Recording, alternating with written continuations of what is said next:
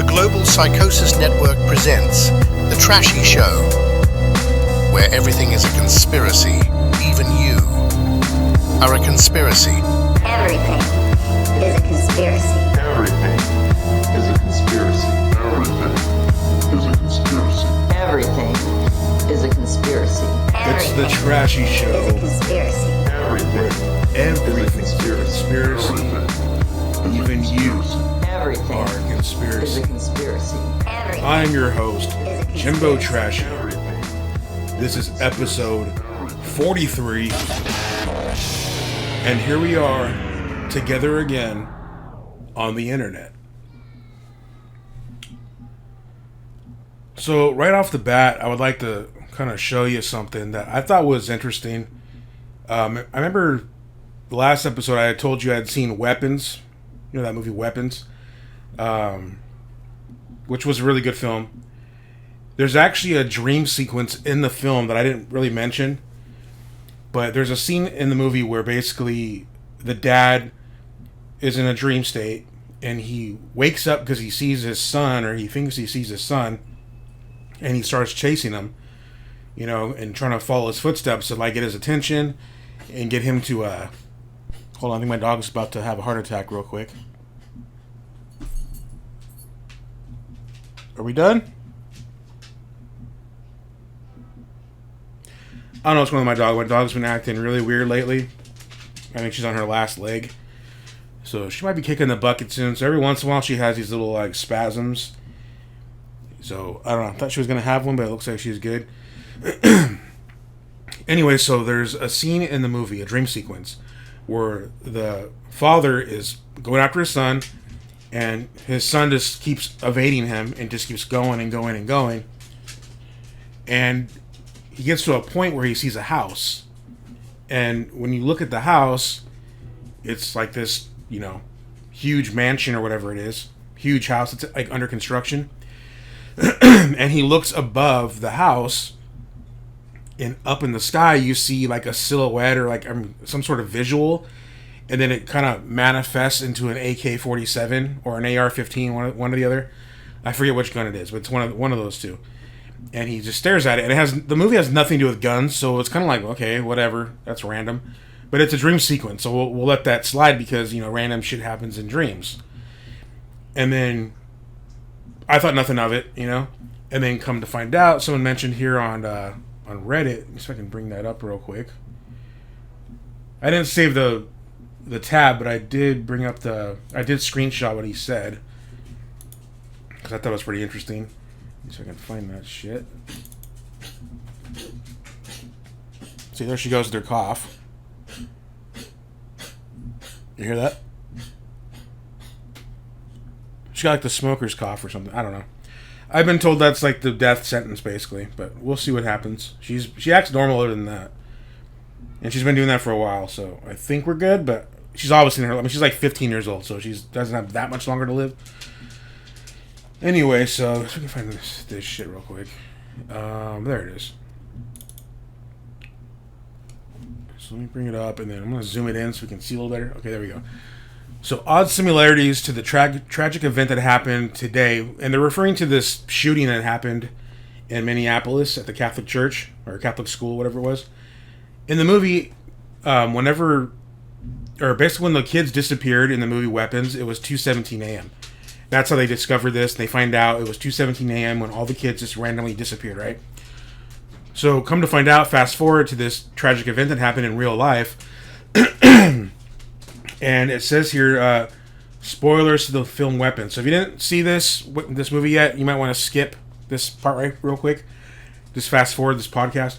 Anyway, so this person says, I saw this pic, and then it reminded me of how odd I felt watching this scene in this movie, thinking how weird it was.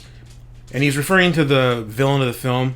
And I have to say, like, when I did see this film for the first time, the villain, when you finally see who this villain is, it was kind of like, what the fuck? This is a weird-ass fucking villain. And I did get a slight feeling of, like, uneasiness. And just kind of like, it just feels weird. I don't know how to explain it. It felt odd. Like, I know it's an actress, but the person they chose was, like, perfect for the role. She did a really good job looking like a creep, I guess. And so he says here, they had a giant AR-15 show up above the house, the size of a house randomly. The size of a house randomly, and it said 217 on it. So yeah, there was this giant gun that appeared over the house, right?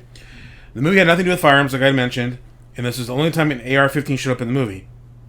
So then this kid, who kind of resembles a bit like the villain, and that's the weird thing, the villain here, the guy who killed those people in Minneapolis, looks similar.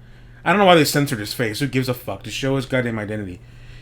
Looks somewhat similar to the villain from the movie. That's one thing. Whatever. Redhead. Who cares? That's not that big of a deal. But then here's the weird part. The Minneapolis shooter killed 2 people and injured 17. So it's kind of funny how the whole movie is about 2:17 a.m. That's what happened. It happened at 2:17 a.m. And then we have this killer who looks like the villain from the movie, who kills 2 and injures 17.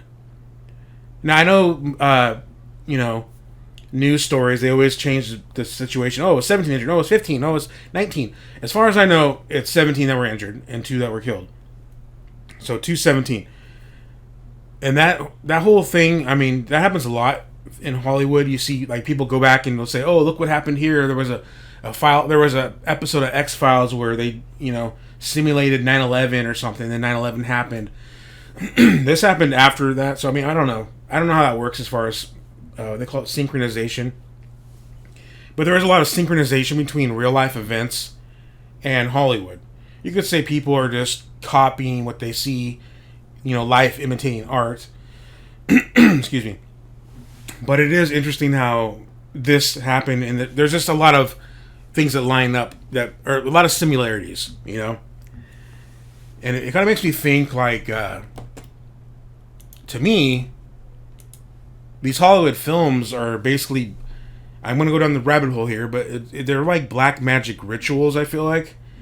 They don't let stuff just go into the mainstream in Hollywood. Like, when you're talking about Hollywood, top-of-the-line entertainment, they don't let that shit just appear. Otherwise you'd see Trashville or anything that anyone does in the mainstream spotlight because, someone made something, let's put it out there. No, they heavily promote this stuff. And I was told by a lot of people in the industry, through YouTube videos and also musicians that I've met. I mean, they could have been full of shit, who knows? A lot of people are full of shit, when you talk to them. They say they know this person, they know that person. But a lot of them have sworn that before they publish something, they do a spell on it, basically, which gives it some sort of like black energy or dark energy, some sort of black magic craft to it to like make it, to ensure that it succeeds, to make everyone obsessed with it. It could be like the most mediocre thing, but you promote it enough, and all of a sudden everyone fucking loves it, right? I know you guys have heard songs that you're like, this song is not that good. Why does everyone fucking love it? And I think a lot of it has to do with the fact that they have some sort of witchcraft. And I know people don't always, not everyone believes in witchcraft, but some people do. And I think there is a lot of truth to belief in faith. Like, if you believe in something, like there's a lot of CEOs who have said, like, before they got rich, before they were worth millions or billions, and they were just like some scrub fucking, grinding away trying to make a name for themselves, they visualized themselves being rich. They visualized themselves accomplishing all these tasks and these achievements. So a lot of it has to do with like your mind, and just if you put that energy out there, you're going to achieve that result, theoretically, right? So I think when they publish these things, movies, songs, albums, however they want to break it down, they do some sort of ritual on it, some sort of spell to captivate either success, making sure everyone fucking obsesses over it, or maybe to induce some sort of trauma that people replicate. People get inspired to like go and copy, the villain from a movie and do the exact same actions subconsciously. I don't know exactly how it works, but I think there is something there. And I wish I could explore more on this topic. I don't really have the evidence to prove this, but you see it time and time again. And there's things like, The Simpsons did it, or Simpsons predicted it, whatever it is.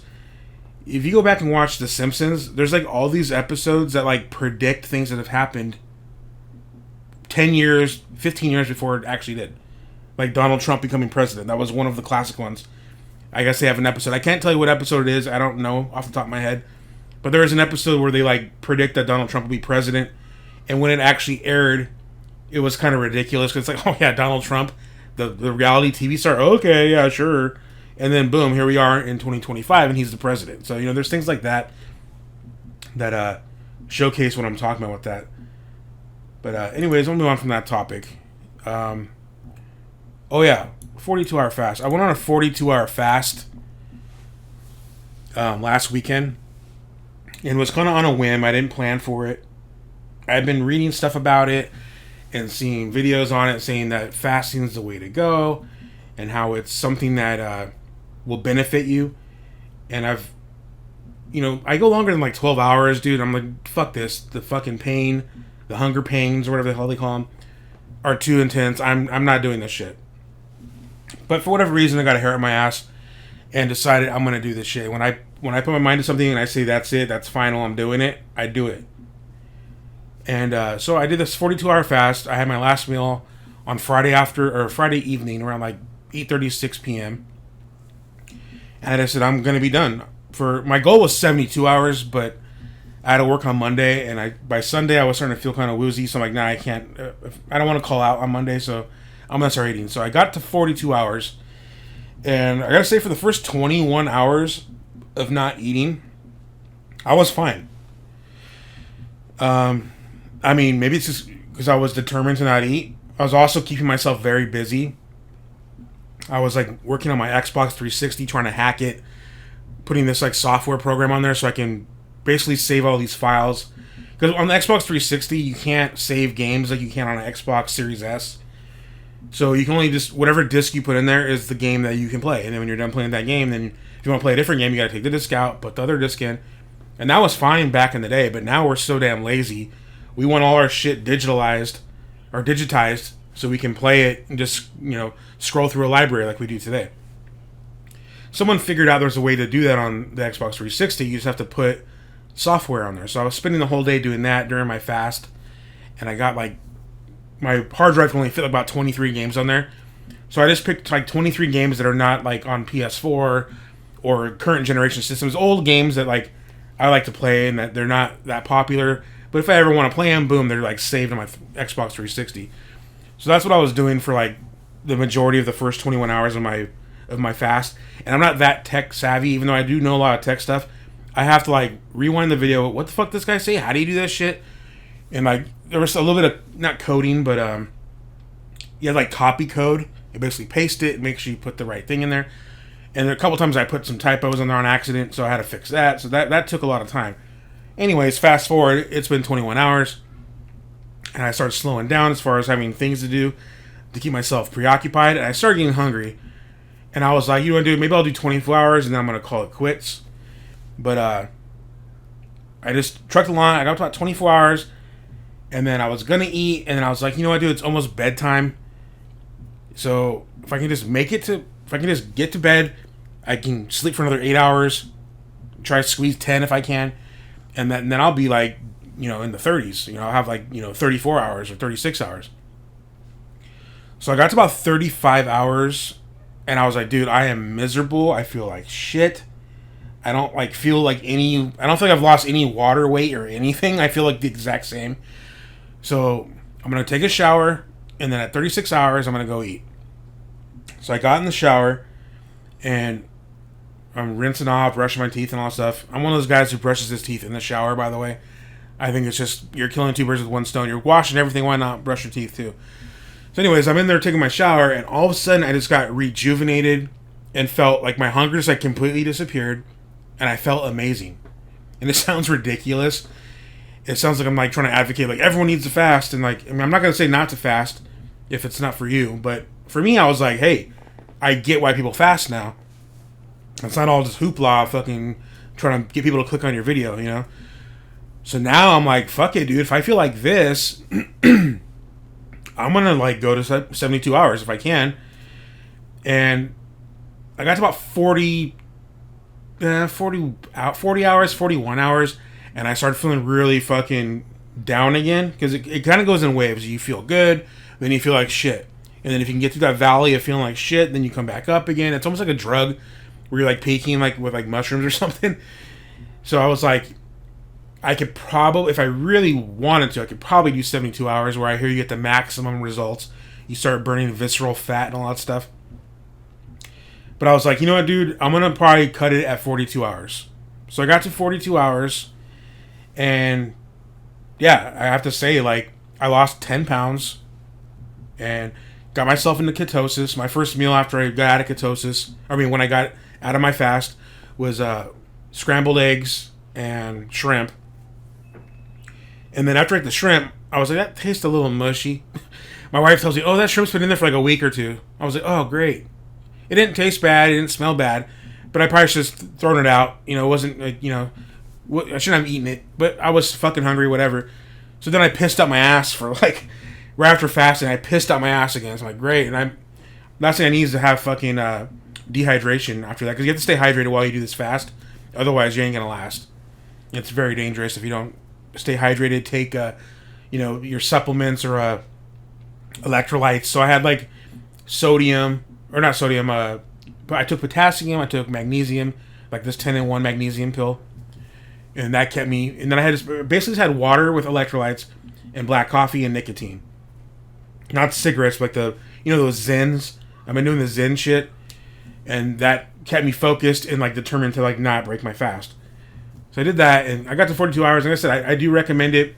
I probably won't do a 42-hour fast again, anytime soon at least, because it is misery, and you're just like, why am I doing this?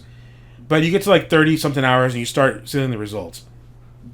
And since then, I've been trying to stay in ketosis, which is really hard because everything has sugar. Everything's got too many carbs, So you really have to like pick and choose what you eat. So I've been trying to stick to that because I'm basically at a point in my life where I just can't have carbs like I used to. It's been like that for a while. And I just keep going. Oh, next week I'll start the fucking low carb thing. I've done it before. I've done keto before. But I always go back on it because I look fine now. I feel fine. I'm going to go back to eating the way I used to. And I can't. I just, when you get to a certain age, you just can't eat like the way you used to. So now I'm at a point where I'm just done with certain foods. Like I'm not going to eat fucking pasta. I'm not going to eat bread. It's just not worth it. If I ever have bread again, it'll be like, oh, I had one slice of pizza and that was it. Like on a special occasion, like my birthday or something. But on a routine basis, and it's really hard to eat well when you have kids and I want pizza. Or, they just want junk food 24/7. So a lot of times you find yourself just doing whatever your kids do, and you can't do what your kids do because your kids burn that shit off. Like back in my 20s, I could eat McDonald's at like 2 a.m. after fucking getting shit-faced drunk, wake up in the morning and have abs still see my abs in the mirror. So I have to quit doing all that stuff. So that's what's going on with that. But anyone that's looking into fasting, I would say maybe just start with maybe a 24-hour fast. 24 is not that bad because you really won't start feeling like shit. At least for me, I didn't start feeling like shit till about 21 hours in, and then you can just a couple more hours and I'll get there, and then boom. In 24 hours, you'll get benefits from 24 hours too. It's just to get the extreme, premier quality fucking results. You want to do 72 hours. So that was my experience last weekend. What else do I want to tell you? Oh yeah, grass-fed beef. I found out earlier this week that you've always heard like, oh, make sure you get grass-fed beef, right? It says grass-fed beef, you're good. And that's what I've been eating for years. Or I don't know about years, but it's been a long time. Probably at least a year or so. Just been sticking strictly to grass-fed beef. If it doesn't say grass-fed, I ain't eating it. Well, now I find out it's got to be 100% grass-fed and grass-finished. Now, what is grass-finished? Well, basically, I guess these beef, producers, or whatever you call them, butchers, these farms that, butcher beef and, or, put out beef products to the markets, they talk to the government and they're like, hey, man, like, we're losing profits now because everyone's on this grass-fed trend. And we feed our cows corn-fed shit, Stuff that gets them fatter, and yeah, you'll get a huge steak, but it's like corn-fed cows, So they made some backroom deal, basically, they can, even if it's a corn-fed cow, they can say it's grass-fed because it's grass-fed for the majority of their life. Because a lot of these cows will be grass-fed for the majority of their life, right? I don't know how long these cows live, but let's just say they live for let's just say 95% of their life they were grass-fed, right? Then the last 3 to 6 months before they get slaughtered, they'll start feeding them corn-fed shit, like whatever they put in their corn-fed stuff, and they'll put the antibiotics and all the other crap they put in there to make the cows sick, because it fattens them up, and then they can sell the cow meat or the beef as grass-fed. But even though it's not 100% grass-fed now, because they've been feeding the corn-fed stuff for the last 36 months of their life, so you're basically just, it's bullshit. When it says grass-fed, it's bullshit, because the last 3 to 6 months of their life they were eating all the crap that you don't want to have in the first place. So what you have to look for, it has to say 100% grass-fed plus grass-finished. So grass-finished means they ate grass into the finishing of their lifespan. There was never any corn-fed cow. There was never any corn-fed, or they were never fed whatever the fuck they put in their trough, right? So they were grass-fed 100% of their life and to the finish. So it's grass-fed plus grass-finished. So I thought that was interesting. So just FYI, if you guys are on the grass-fed kick as I was, make sure it says grass-fed, 100% grass-fed plus grass-finished. Otherwise, you might as well just buy the regular fucking beef. I know a lot of people don't give a shit about this, but for me, I want to know what I'm eating. I don't like being lied to, or you're omitting some of the truth, or whatever it is. So just be aware of that. A lot of the grass-fed stuff that says that, it's not grass-fed. What else can we talk about here? The Waffle House logo controversy. So I'm going to see if I can bring this logo up. I'm sorry, I don't know why I put Waffle House there. Why did I put Waffle House? That makes no fucking sense. What's it called? Cracker Barrel.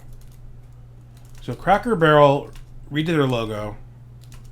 So I can bring this up. Before and after, right?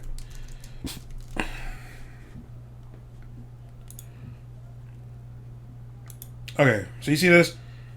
Over here was the old logo. Some dude, some old white guy, I guess, with his arm rests on the barrel. And that was their logo for years. And people love it. I've never been to Cracker Barrel, so I can't vouch for them being good or bad. But whatever, that was their logo. And the people that go to Cracker Barrel loved that logo.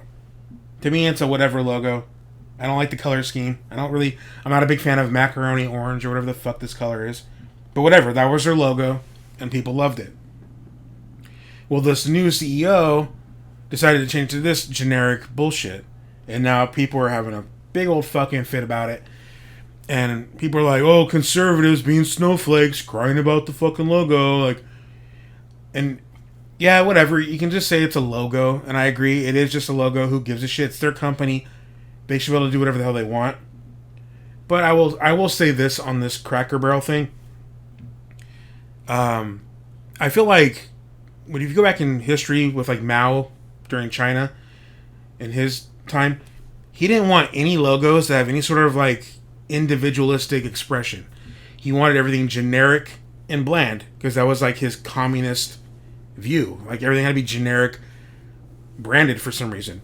And I feel like that's kind of what they're doing here. They're making shit generic, because I think they only want these corporations, not all of them, but a lot of them are gravitating towards this woke ideology where the only thing that should have any sort of expression is LGBTQ.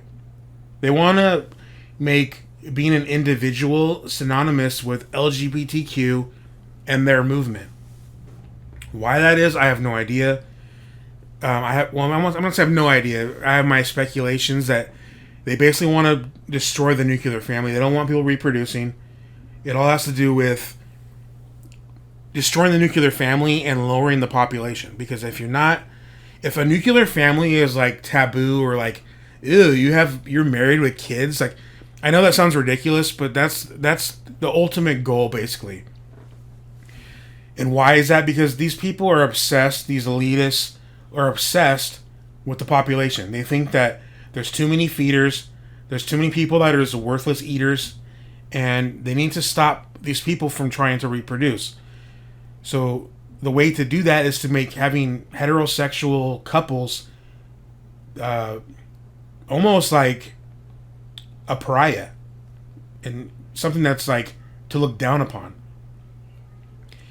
And a lot of that has to do with the culture. And how do you do that with the culture?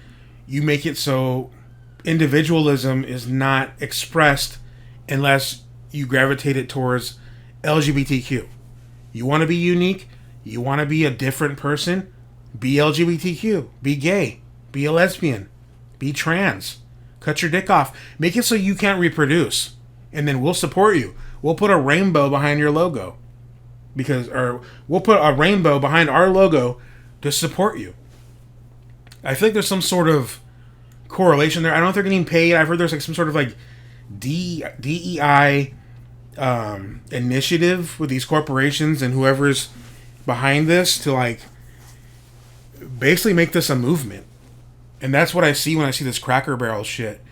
You're making things generic and bland because the people that go to Cracker Barrel are, red-blooded Americans. Like, I just want to take my kids and get some food. It's a place for us to have a family dinner. So they want to make it as generic and as boring as possible. And that's what that represents. It's people that are woke trying to make everything bland. So if you want to be an individual, if you want to be unique, look at this pretty rainbow color. What does that pretty rainbow color mean? Oh, that's woke. That's LGBTQ. You want to be different? You want to be unique? Be gay. So, I know it sounds ridiculous to most people, but that's just my thoughts on that. Let's see here. What else do I have to talk about? Let's see. Twisted Metal season finale. So, I don't watch much TV, but Twisted Metal is one of my favorite games of all time. The franchise, I've loved it. And I really wish Sony would make a goddamn Twisted Metal game. They haven't made a Twisted Metal game since PS3, which came out in 2012, the game. And it was cool. It wasn't like my favorite game. It definitely would be Black. But it's still a franchise I love. And I bought PS4 assuming they would make Twisted Metal because that's like one of their best franchises. I don't know why you would not.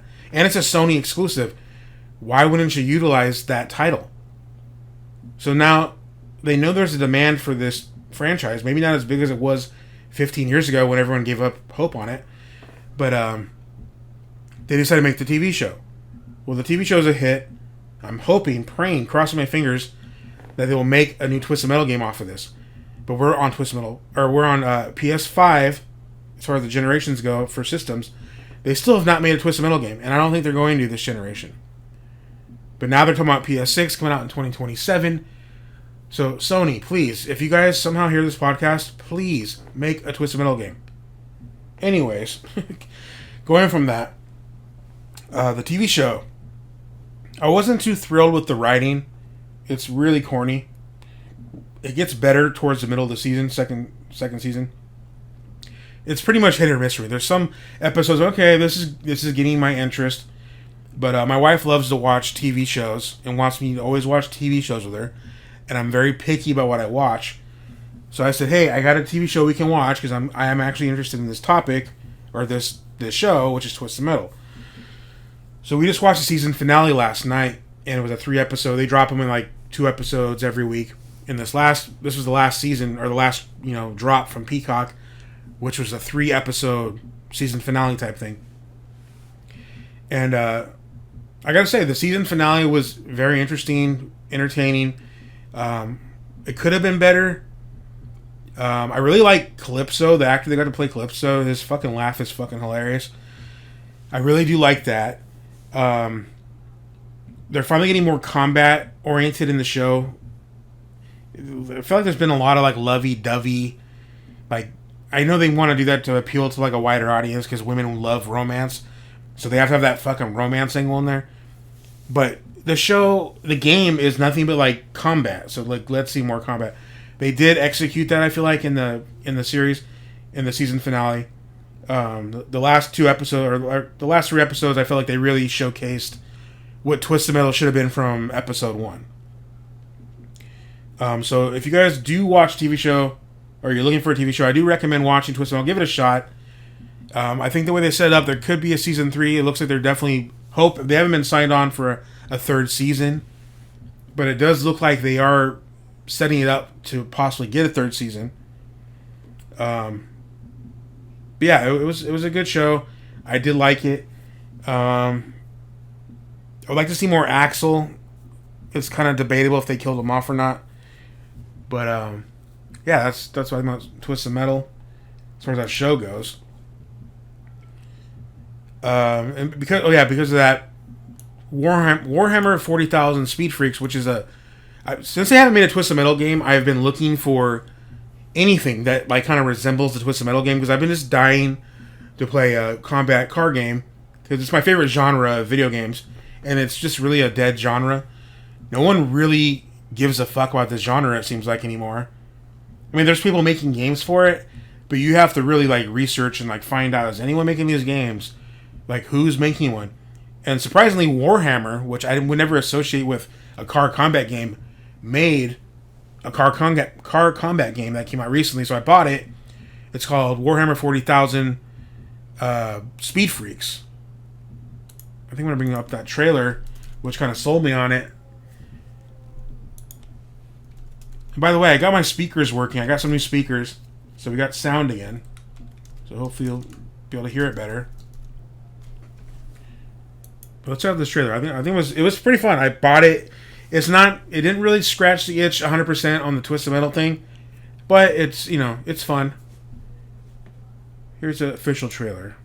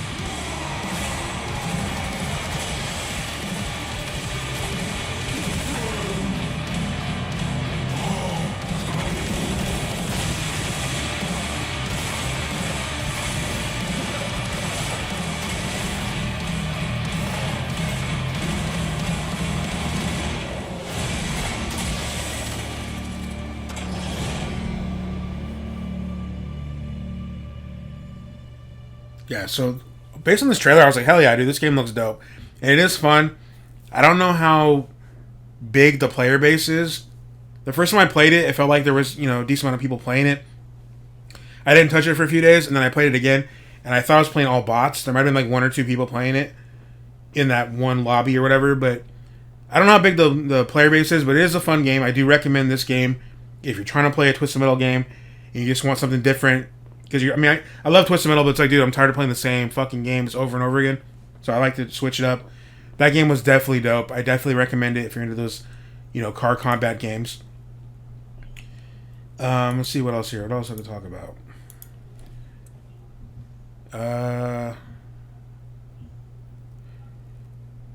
Oh yeah, that's what I forgot to mention. Going back to the whole films and black magic rituals and foreshadowings and all that stuff that we see in movies.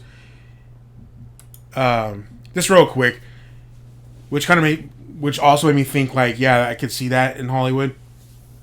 When I was going to school in Hollywood, I have my tattoo with the all-seeing eye on my right hand, and I remember I got in an elevator, and I forgot what I was doing. I was in some corporate building in Hollywood to go do something for my school. I forgot what it was, but I'm in the elevator, and the doors are about to close, so I held the door open to let this guy in, and he comes in, and he's wearing an all-black suit, like black blazer, black shirt.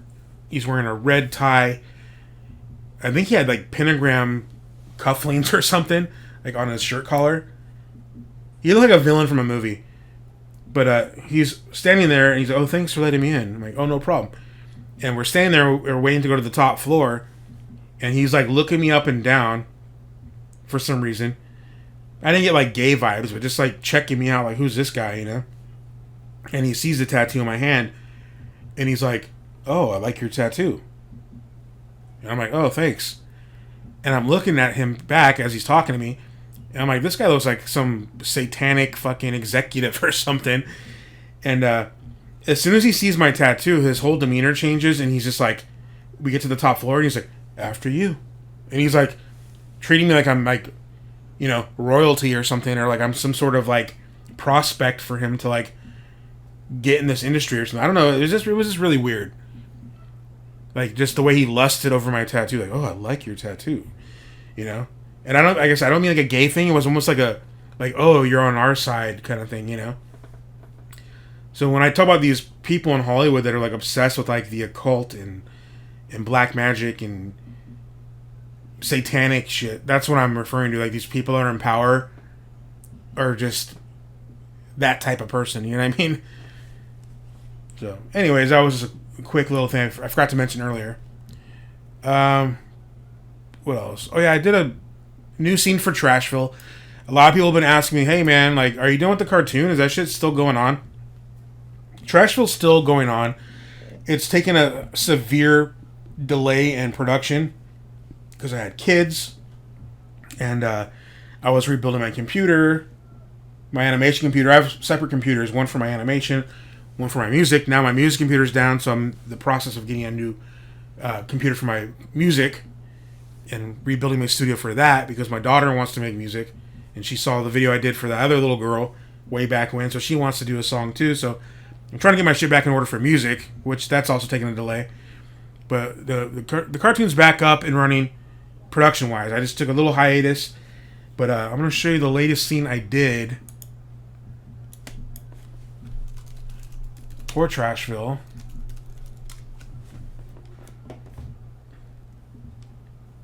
And here we go.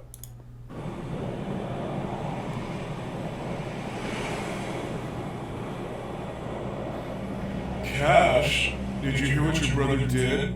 He monopolized 3 industries today. Now congratulate him. Congratulations, big brother. And what did you do today, Cash? Well, my supervisor at the bank said if I keep up the good work, then I could end up being employee of the month. Aw, isn't that cute? Employee of the month. Did you hear that, Rich? He might be employee of the month. If you keep telling us loser stories, you're destined to be a loser. But Father, I thought employee of the month was a good thing. You hear that, Rich? He thinks being an employee is a good thing.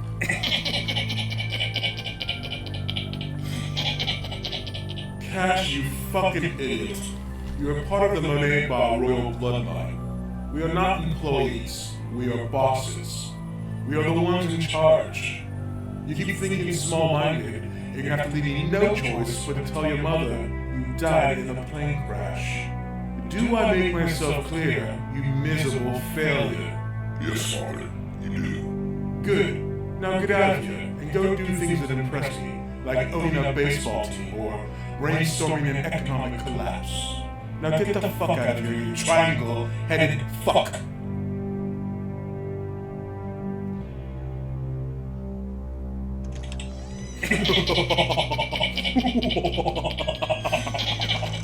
That was good. I really like the way that scene came out. I don't know, I didn't really have any sort of intentions for whatever, but after I finished, I like the way it came out basically exactly how I wanted it, which is a rarity. There's always something like, oh, I wish I could have done this, could have done that different, but the way that came out was fucking excellent. Making the music for this scene was really annoying because, like I said, I don't have my music set up right now, so I had to make this for my laptop for the song, and for whatever reason, my trackpad on my MacBook it works, but when I use Logic, because I use Logic for my DAW, it just would not let me extend notes on the piano roll. So I'm sitting here like trying to like extend a piano note and it just keeps like deleting it. I was fucking flipping out like, what the fuck, dude? For like, I swear to God, something could have taken me like maybe 30 minutes. It took me like almost 2 hours. Oh, there she goes again.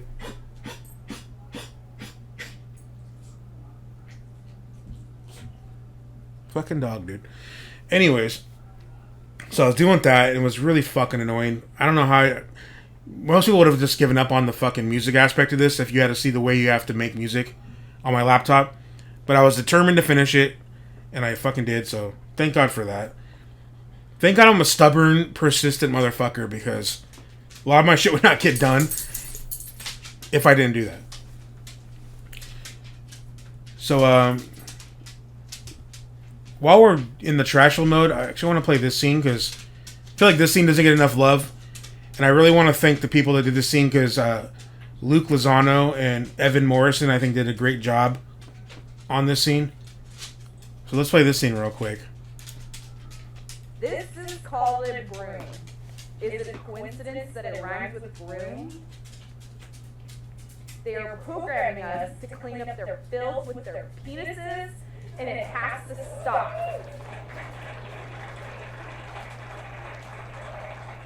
All penetration is rape, even if it's consensual. Our fathers were rapists, our brothers are rapists, and our future cuckold husbands will be rapists. I love this part right here. Now who wants a dildo? The black guy in the white dick costume. That's great. Hey, honey. I'm home. Oh, hey. Are you even gonna ask me how it went? Huh? What? Oh yeah, that. How did it go? He got life at home. And then the asshole judge suggested it was inadvertently my fault because I was in the high-speed pursuit that caused the crash. Well, he's right. What? He's right? Are you fucking kidding me? No, Dick, he's right. If you weren't so obsessed with your goddamn job, none of this would have ever happened. If it wasn't for your stupid fucking job, we would have had a better marriage. Our marriage is fine. You don't even spit in my mouth anymore. I just spit in your mouth last Christmas. That was almost 6 months ago. Well, I work a lot. How am I supposed to remember? Exactly, Dick. You work a lot. In fact, you work too much. I want a divorce. No! Absolutely not! I refuse to be an embarrassment to our neighbors. That's all you care about. Keeping everyone safe, making sure justice is served. I'm sick of it, Dick. I found someone else and I'm leaving you. You found someone else? Yes, his name is Ignacio, and we've been talking online and liking each other's selfies on social media for a few weeks now. We'll work this out, Pouty. Please, don't go. Go? I'm not going anywhere. You are. Those suitcases are for you and Buck. But Buck is your kid. Was my kid, Dick. You should be happy. I'm giving you custody. See? I'm not the bitch that you're making me out to be. I don't think you're a bitch. Whatever. I'm not arguing with you. Just leave. Pouty, please. Oh, don't even start with that. Everything will be 50-50 in the divorce, just like we discussed on our honeymoon. Hey, Dad, what's up? We're leaving. Let's go. We're leaving? I'll let you know on the way. I love surprises. Yay! Yeah, that's cute and all, but can you guys leave already?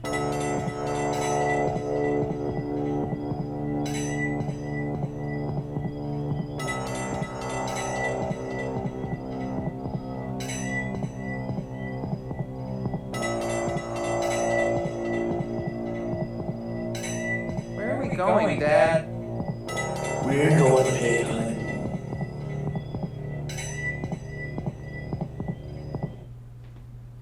Yeah, so that scene, it's going to end up going... I don't know where it's going to go now, because it was supposed to go towards Detective Dick and his son going to go kill Lieutenant Pigsley. But the actor who voiced the character for Lieutenant Pigsley moved away to a different state, and I pretty much lost contact with him. I'm sure if I really bug the shit out of him, I could probably get him to do audio, but I don't want to have to chase this guy down and then be, hey, remember me? Like, can you please do this scene? So I ended up killing him off because he wasn't that necessary as a character anymore anyways. So I'm not exactly sure I'm going to go with that scene as far as a conclusion to that storyline with Detective Dick. The great thing about being a creator of a cartoon is you can do whatever the fuck you want. So we'll see. It still remains to be seen what I'm going to do with that. But I just love that scene. I think Evan and Luke both did a great job on that scene. I know Evan's not that enthusiastic about her performances, but she did a great job in that scene. She did a real good job with that character. So her and Luke both need their flowers for that shit. So please, if you see that scene, give it an upvote or a like or whatever. It really deserves, I feel, some credit, some love there. And with that being said, there's been some sort of interest, I guess, in how do you make these characters? Because I'm not a great artist, right? Everyone knows. I get shit talked all the time on the internet about how shitty my fucking art is. And I never claimed to be a great artist as far as drawing shit goes. It's basically, Mr. Moneybags and all these characters were designs I designed or thought of when I was 10 years old. And that's like the charm of the cartoon is this is shit that started as a 10-year-old imagination. And it's evolved into what it is today. So, I mean, I have some sort of a process here. It's not complete bullshit. You know, I mean, I do have a way to make things. So I'm going to show you how, just a quick little summary of how I make a character. So I have it broken down in my Trashville folder. Visuals. If you go to Trashville, there's visual, there's written. That's all the stuff I write, right? There's the visual. So I'm going to click on, and then I have audio as well. So let's go to visual. Now I have it broken down to person, place, things. I want to make a person. So I click on person. These are all characters that have been designed already. And then I have one down here for human template. Click on that. And then shapes. So for me, I always start with the head of the character.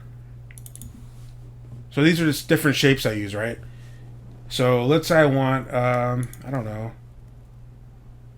a square head, right? So just go over here. I'll select square.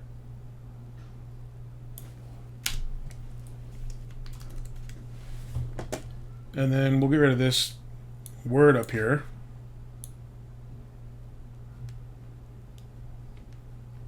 Because we need to see that. And then we'll do the magic eraser, delete all that bullshit, right? And then I'll make another picture, or another file here. Take the shape. Let's see what size it is. It's probably not going to be what I want for the size. Yeah, see, it's too small. So I'll go back here and I'll make the size, I don't know, it's 148 by 158. Let's make it 500. So that's a bigger size, better size for what we're trying to do here. Click on that. Boom, I got the head shape. That's probably a little too big, but I'm not going to save this file or nothing. I'm just kind of showing you what I do. So we have the head. And then I'll even, like, you know, let's say I want him to be, I don't know, fucking green. I want the character to be green, right? So I'll go over here, color it green. And then let's get a bigger paintbrush. Give that stupid line right there. It's probably a little too big.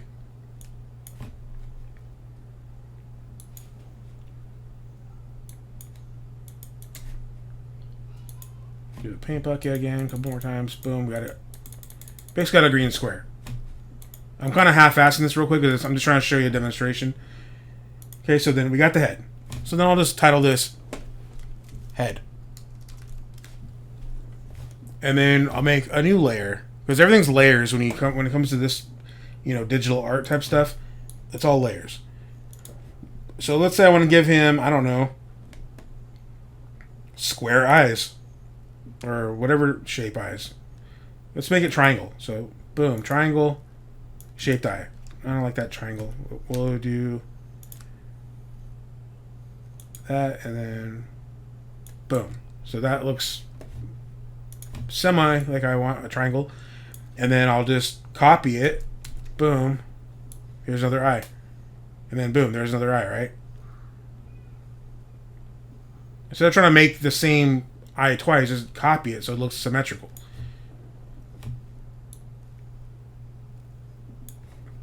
And then I'll do that, and so this one's his left eye, so I'll just title this left eye.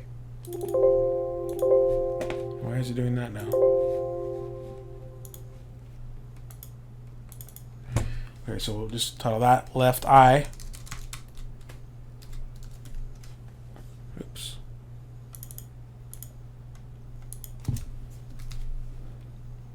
And then this one will be the right eye.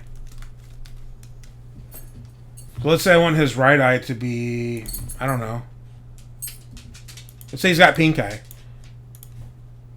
So then his right eye will be pink. And then the left eye, just want it to be normal. So boom, white eye. That's basically how I do it. And then let's say I want to do another layer for the nose. So I'll title that nose. And then I actually have noses too if I want to do like a nose that, let's see, we'll go to like at the face folder right here. I'll go to noses. I have a bunch of noses I can use. I don't really use this that often as far as the temp. I usually just draw like an L, for example, if I just want like an L nose, L-shaped nose, I'll just do like something like this. And then boom. Oops. I'll just do like boom, and then boom. That's his nose, right? But what if I don't want that kind of nose? It looks pretty, I mean, that's really, really basic, right? So I want a little more detail in my character. So I'll do something like this, and I'll just get like, I don't know, let's say that nose. I wanted to have a fat fucking bell pepper looking nose, right? So then boom, get that nose. And then I'll do the magic eraser again. Boom, get rid of that. Copy and paste, and then bam, there's his nose. So now he's got a nose, right? And if I want it to be green, I'll just outline it, color it green or whatever. And then here we go again with mouth. Let's say I want a new mouth, or I want to do the mouth now. So I'll do the mouth. And you know, for mouths, it's a little more intricate because you know when they're talking, your mouth changes shape a lot. You know, so let's say for like, if he's saying like, "Oh my gosh," there's like some O's in there, right? So I'm gonna do like a O, like O. So there's the O, mouth, right? So I'll title like mouth, and I'll put like O shape or something like that, and then I'll do another mouth for like just his mouth shut. We'll title it mouth shut, right? So I'll move that, and then for mouth shut, it'll be something like this. Just like a straight line. I can get the, where is it? So mouth shut will just be something like this, right? Or it looks like his mouth's open because it's too big. Let me do a smaller brush. We'll do like, I don't know, 5. And then here's his mouth shut. So then it's like, that's him with his mouth shut, and then, oh. And then back to normal, right? So this is basically a elementary example of how I make my characters. Obviously, there's more detail involved. I'll do shadowing and stuff, put bags under their eyes, stuff like that, like different colors on their skin, and just add different features. Cheekbones, if I want to do a cheekbone, I'll do a cheekbone over here, and then duplicate that. Oops. I'll flip it horizontally and then put it over on this side, so then it looks like that, right? Or if I want to give them bags under their eyes, I'll do this or something, and then I'll just color it a different color. And then you can do like a, so if it's green, you want to make it a little darker green for the bags, and do something like this. Oops. I messed up on that. I'll just, I'm not going to, I'll paintbrush, but normally it would be like this color, you know what I mean? I'll do something like that and color the eyes under there. And that's basically what I do to make these characters. Like here's a finished one that I did. Visual person, We'll go down to Mr. Moneybags. And then, like, where's he at?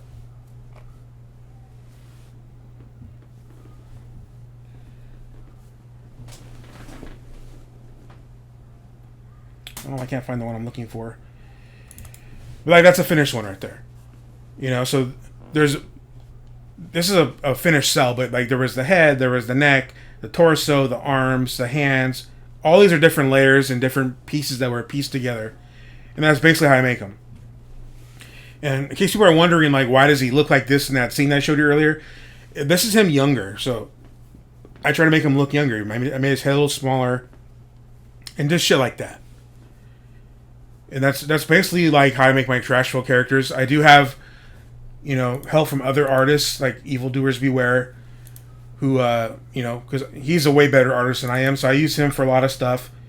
If it's something that's really advanced, like, I don't want to fucking have to try and draw this and make it look exactly how my brain sees it, you know, he'll do it. So, like, that's one of the cells that, you know, Evildoers Beware made. He's a lot better artist, so he does stuff like this for me when I want something more advanced or a little more detailed, you know. And he can actually draw way better than this. This is probably something he just sketched out real quick. But for me, it's like, hey, this is perfect, you know. If I want God to look like some muscular fucking dude, I just set up my homie and like, hey, can you do this for me? And he helps me out. So, yeah, that's basically it as far as Trashville goes, in case anyone was curious on that. And I guess before we wrap it up, there's one thing I wanted to show you, the Raja Jackson video. This has been going around, went viral with the controversy that's been going on with him, who pretty much threw his career away over, I'll just show you the video.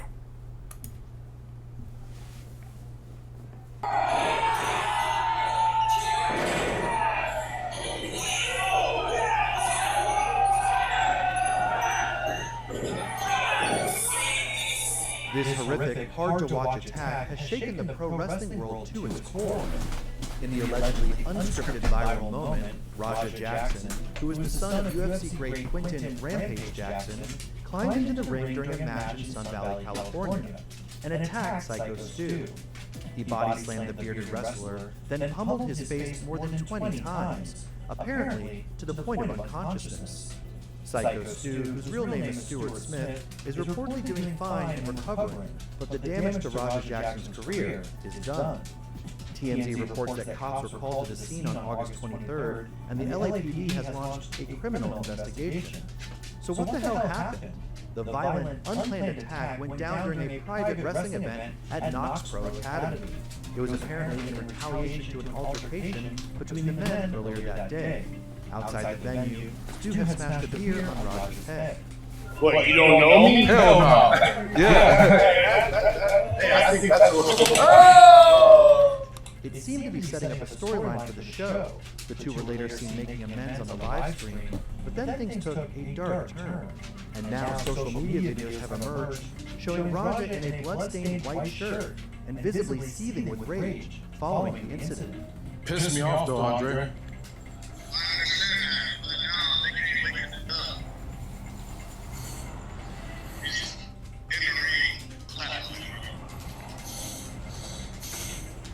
My bad. I'll call you back later. Raja reportedly tried to justify his actions, saying he was tired of motherfuckers playing with me and calling me bitch and that at the end of the day, I'm a stand up for my self. The wrestling organization Knox Pro condemned Raja's behavior on Facebook, calling it selfish, irresponsible, and even heinous. Raja's dad, Quinton Rampage Jackson, echoed this sentiment, writing, "I don't condone my son's actions at all. Rampage Jackson, age 47, is a former UFC light heavyweight champion who went 38-14 in his career.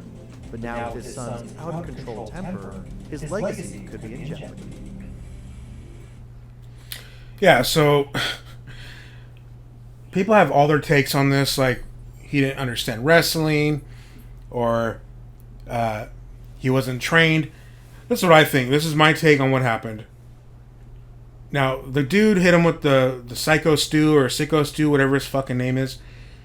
He hit this guy with a beer can. Which, first of all, especially if it's empty, which it looked like it was empty, it might have had like a drop of beer or something in it. It doesn't hurt, okay? He did a worked punch on him. The guy, Raja Jackson, isn't a wrestler, fine. He comes backstage to a wrestling show after being invited, and he has a camera. So I think, this is what I think happened. I think basically someone said, hey, Raja Jackson, Rampage Jackson's son is here, and he wants to get in the wrestling industry. He's trying to like promote himself, and he wants to like kind of do a crossover thing. He's an MMA guy, but he wants to do like a crossover thing because he's trying to get more followers for his kick or whatever the hell he's on social media for. So I think someone told him, hey, when you see him, when he shows up tonight, come up, and he's going to come backstage with a camera. When you see him, hit him with a can. Hit him with the beer can. We'll start an angle for tonight's show. I think someone told him that. I don't know who it was. It's just my speculation. I think someone told him that because otherwise, why would you just walk up to a random dude and hit him in the head with the beer can, right? And set off this whole fucking snowball effect of chaos. Someone must have told this dude, hey, you know, like I said, he wants to be involved in the show. When you see him, he's going to come backstage with the camera, hit him in the head with the fucking beer can, and we'll start the angle for tonight's show. For those of you who don't know what an angle is like a pro wrestling storyline.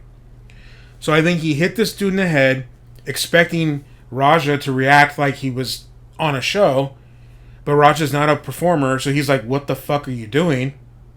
And got legitimately pissed off. So I don't have the video up here, but there's video footage of him, like the guy who hit him, Psycho Stu, apologizing to Raja Jackson, like, oh, my bad. Like, well, first he said, why aren't you selling it? Because I think he was confused. So the fact that he's asking, why aren't you selling it, tells me right off the bat he's confused about why this is not going the way he thought it would. And Raja Jackson's just like, what the fuck, motherfucker? Like, you disrespected me, and flips out, right? So then all the other workers, all the other wrestlers are like, hey, break it up. He's not a worker, man. He's not a worker. And they clear the air. And then Psycho Stu apologizes, shakes his hand, like, my bad.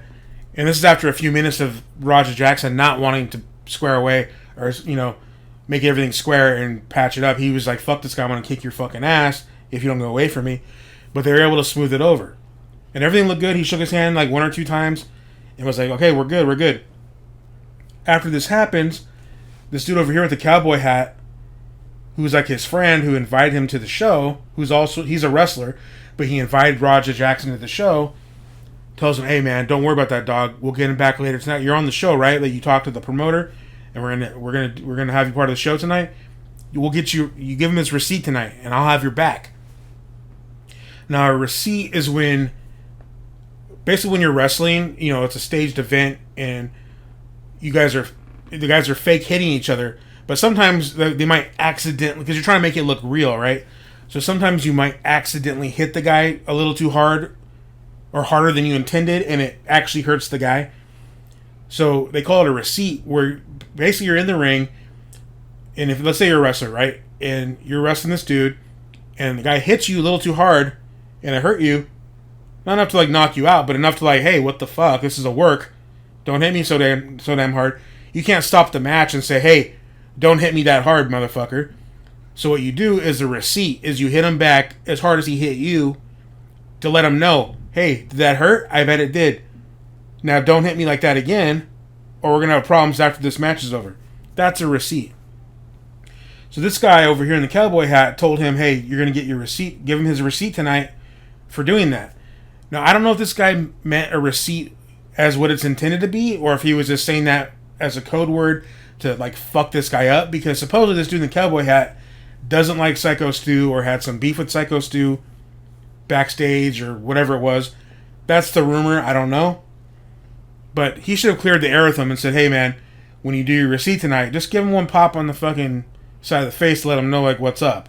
Let him know, like, you didn't appreciate that or something. But honestly, the receipt shouldn't have even came, because they already squared away, and he said, hey, my bad, I thought you were part of the show. I thought you were involved in this. My bad. And they shook hands and apologized, and they should have squashed it right there. So instead, he tells this guy, who's a fucking moron, get your receipt. So what does this guy do? He knows he's part of the show later. So that's why when he goes to, hop the rail, he beats the fuck out of Psycho Stu. And let's play it one more time just to like see what exactly happened. You can see here, Psycho Stu's already set up for the spine buster. He's already knocked out Cole. And then boom, boom, he's hitting him with real shots. The dude's unconscious. See? So it's like, he obviously went, I don't know if this guy just went into business for himself and just like didn't like the guy from day one. The moment he saw him, it was like, fuck this guy, I'm gonna beat the fuck out of him. I don't know what his intentions were, because it's hard to lower your IQ to this guy's fucking. I don't know why you would do this. You're on camera, everyone's watching you. Maybe he thought he was gonna just go MMA mode and someone would pull him off. Everyone in that audience, wrestlers included, just stood there like in shock. You see this one dude in the back try to like stop him, but he didn't want to get his ass beat, so he kind of half-assedly like tries to pull him off. There was an actual wrestler who came back and like just pulled him away and actually fucking helped this dude, thank God. But I don't know, man. Like, I don't know how you can be that fucking retarded. Even if you know wrestling's fake, or you don't. Let's say you don't know wrestling's fake. You know this guy's unconscious. Why are you fucking this dude up on camera? He's already unconscious. One hit was enough, bro. All he did was hit you with a fucking beer can, and you're gonna unload on this dude like he just fucking molested your daughter or some shit. Because that's the reaction I see here, is someone that was reacting like the worst shit happened to him. And they were saying like people were provoking him on his social media, saying, "Oh, you're a bitch." Like little 12-year-olds and 15-year-olds tell him he got punked out by a pro wrestler, so he felt like he had to like do something. And I guess he was on his kick saying like, "I'm gonna fuck him up if I get 50 subscribers," and all this shit.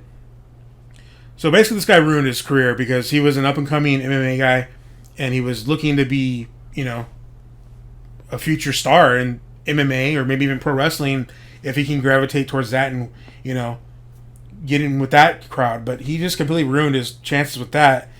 And he's looking at possible prison time because when you hit someone like that and they're unconscious, you're just like hitting a fucking corpse at this point because they're unconscious. It is attempted murder, dude. It goes beyond just like a violent assault or a battery, and you're gonna be potentially charged with attempted murder. So they don't know what they're gonna do yet. LAPD is investigating it, whatever the fuck that means. I don't know what you're investigating. It's already on video. You have all the evidence you need, but I think this guy's fucked. But there's a lot of people that are like, "Oh, he was justified in what he was doing because he didn't know any better." And I think a lot of it has to do with race. I think a lot of black dudes, they see a black guy fucking up a white guy like this, and they get some sort of like vicarious like lust for like violence. Like they just, like we are owed this. We deserve to like have this happen. We deserve to see this. We wish we could do it and get away with it because white people have held us down or whatever the fuck their deal is, dude. And that's what I'm seeing a lot in these comments. Like, maybe not in this comment section. I mean, a lot of people are shitting on him. Don't get me wrong, but there is people that are like, "No, he didn't do anything wrong," or like "fuck around and find out" kind of thing. I think it's more than just a pro wrestling fuck up. I think it's really just when you come down to it, in the way people are supporting him, it's people that really want to see a black guy beat the fuck out of a white guy. I think that's where we're at in society now, where people, like especially black people, just I want to say it's Obama, because Obama kind of gave the way they. Here's my dog again doing her fucking choke out. We'll let her finish. Are you done? The way a lot of people say, "Oh, Trump has allowed racists to like come out of the closet or like be embrazened with their racism." I feel like Obama did that with blacks. I've had black people tell me when Obama was president that they can't get cancer. That's a white man's disease, or that's a white man's illness. That's how delusional all these people have gotten since we had a black president. Like, it made them feel invincible. And now that we don't have a black president anymore, we're back to like a white president. So a lot of these black people are like envious or furious about that for whatever reason. It's like a hidden animosity that we're now seeing, where when incidents like this happen, it's like they're silently cheering this black dude on, even though they know he's in the wrong. They don't give a fuck because he's black, and the guy on the bottom getting his ass whooped is white, and it represents what they want to do to white people in general. I think that's what we're seeing here when people are cheering this dude on, or like supporting him, or giving him the benefit of the doubt. There's really no excuse, dude, to just beat someone senseless like that. Anyways, that's my take on the whole Raja Jackson thing. I think we're going to wrap this one up for tonight. But before we go, I'm going to play a song, an Elvis and Acid song that, I don't know, feels like a good way to go out, I guess. Given what we were talking about earlier with the whole Hollywood shit. So, here we go.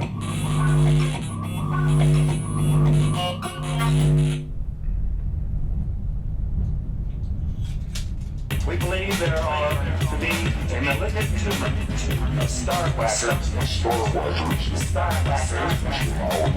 Hollywood. We are not criminals, nor are we fugitives from justice, nor are we crazy. We are simply artists and filmmakers who are being Hollywood kills with big pharma pills.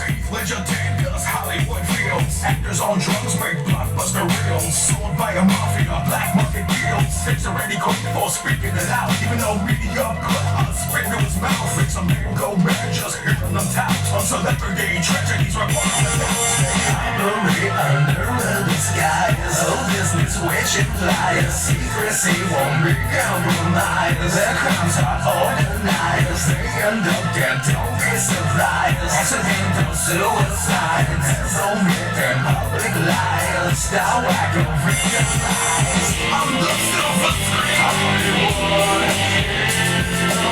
And behind the scene Hollywood. On your home vision Hollywood. It's their decision Hollywood. Hollywood kills for big dollar bills. A gang stalking group that murders and steals. A very intricate crime syndicate within the highest levels of government. Started chasing blood for scandalous money. Then the suspect dropped dead, now isn't it funny? How a man suicides after bragging to mommy. It sounds like a Manchurian candidate. Robbery under the skies. Oh, business which implies secrecy won't be compromised. Their crimes are organized. They end up dead, don't be surprised. Accidental suicide. There's omit and public lies. Style whacker realize I'm the silver screen Hollywood. And behind the scene Hollywood. I'm your home vision Hollywood. It's their decision Hollywood.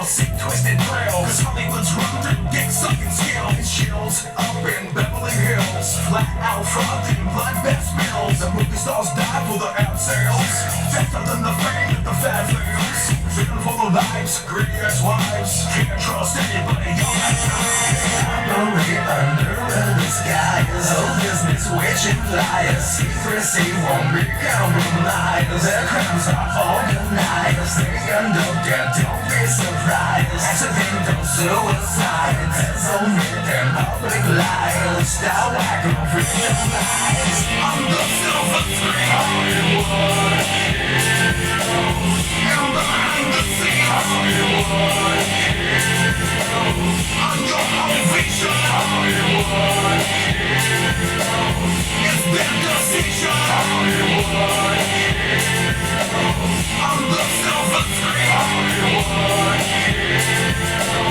And behind the scene Hollywood. On your home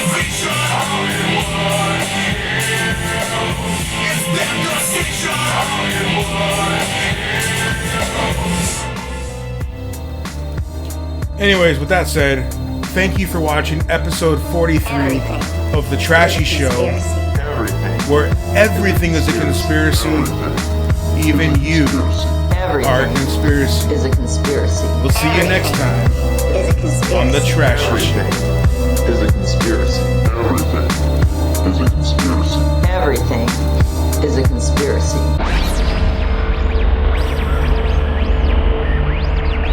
You are watching the Global Psychosis Network.